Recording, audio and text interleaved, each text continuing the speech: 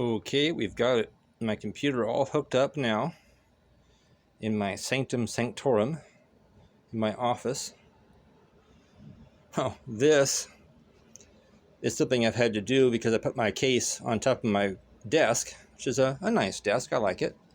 It's not the most expensive gaming desk on the planet, but it's the first gaming desk I've ever owned, so it's pretty neat in my opinion.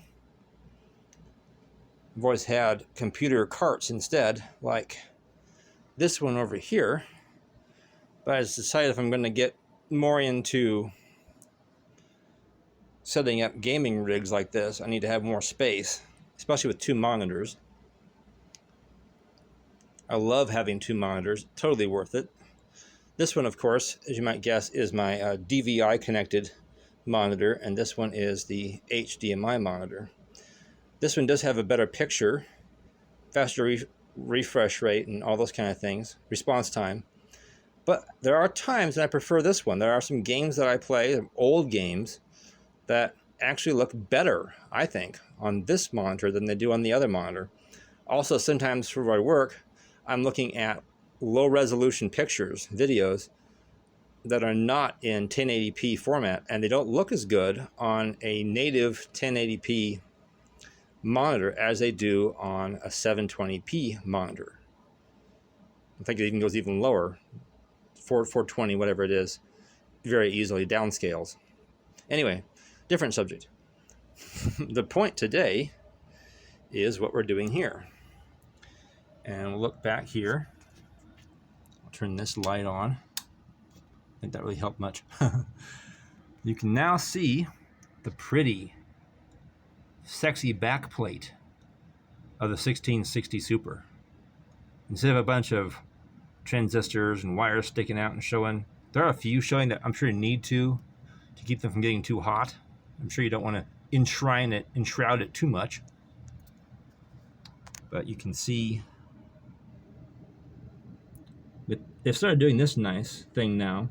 My 1650 also had some branding on the side. It used to be there was nothing on the side of video cards. All the decorations were on the top, quote unquote, the top where the fans are. But if you install it in your motherboard like this, you can't even tell what card you've got because you don't have any branding like that.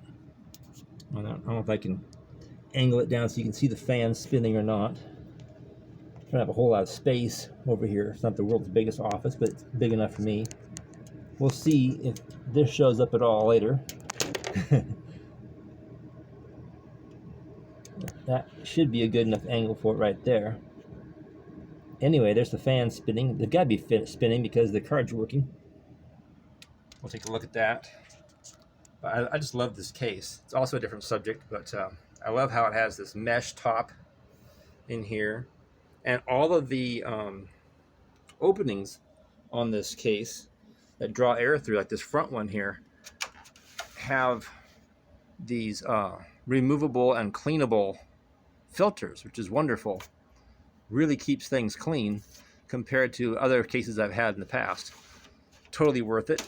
Totally worth having that feature. Yeah, I do use optical drives. There they are. I use these on a regular basis.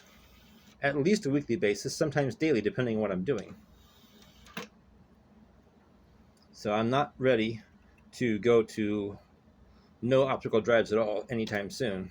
And this little panel is where the ports for plugging in my flash drives and things like that are. Very nice, I think. That's probably a whole nother video. I'm sure there's plenty of good videos about these cases online already. I just wanted to show you what I've been using. I like this this keyboard. It's not the most expensive mechanical keyboard on earth, of course, but it is a mechanical keyboard. It's the first one I've ever owned that was made for gaming as a mechanical keyboard. I've had mechanical keyboards back when that's all there was. But then once they started making almost all of them with the membrane inside, that's all I've had since until this one. And then I love using trackballs for a lot of the work I do. I need precision mouse movement. I have a hard time achieving that with, I can move it with that trackball, just minute amounts, you know, just barely move it. That's really good for drawing.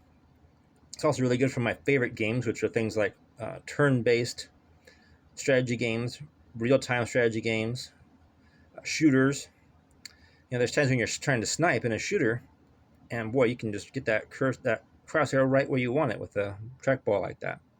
Oh, this tape is just when my hands get a little sweaty, I still have a nice grip on there. It has a kind of a matte finish instead of a gloss finish, but it still gets a little slippery. So I like to use painter's tape. I do this on my controllers as well. I have this controller here, and I've put painter's tape on the back of it to make it easier to hang on to. It makes a big difference. This one is by Hyperkin. I covered up that little light because I think it's too bright. This button doesn't do anything unless you're actually in Xbox games, but all the other buttons are fully functional. It's very nice. That's another subject. But the point of this video is that I now have my new 1660 Super video card, graphics card by EVGA, which may be, it depends on how things go, it may be the last brand new graphics card I get from this company. So hopefully I'll get lots of years of use, lots of good, fun gaming out of this card. My previous EVGA card I had was an 8800, and I used that card for, I want to say 10, 11 years before I upgraded to a 1050, also from EVGA. And then after that, graphics, I had that right up until I got the 1650. But of course, that's when the whole COVID thing happened, and graphics cards became so hard to get your hands on that I couldn't afford to get an EVGA one and had to go with the Zotac, which nothing terribly wrong with the Zotac. I just wanted to get back to EVGA while I still can. But we'll see. Time will tell. By the time this card is no longer adequate for my needs, they may be back in it again. Or there may be another card maker out there who does an excellent job making their cards that I will switch to. And I may switch to ATI/AMD. I may switch to Intel. Time will tell. Well, thank you for watching. And I enjoyed making this little video.